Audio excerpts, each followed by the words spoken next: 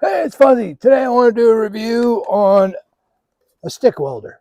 Now, this is a 120 volt stick welder, okay? That's your ground, your wire. Comes with a chipper and a wire brush on the end of it, okay? Comes with an extra handle. Now, this particular model comes with 3 welding rods, a glass to look through, and a mask to put it in, okay? Now,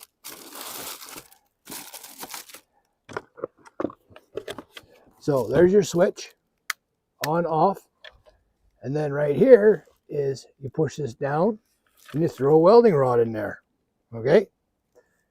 So you throw that in there like that, and she stays. When you're ready to weld, just give her on the trigger. All right, we're gonna give her a try with some metal right here, and I'll come back right back to you.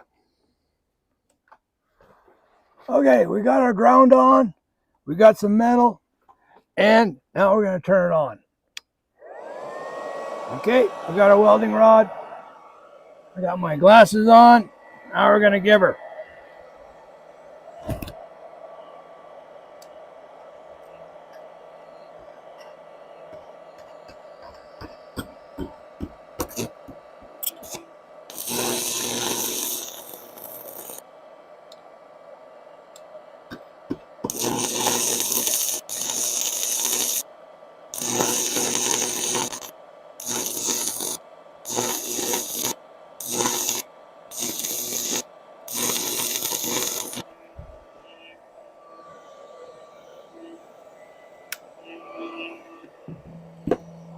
Boy, it burns those 1432 rods off real quick. I'll tell you what.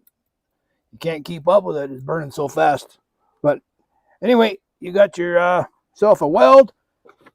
And get that off there. By the way, I'm on a 30 amp fuse too. Now, I don't know if it'll work on a 15 amp. But you can try it.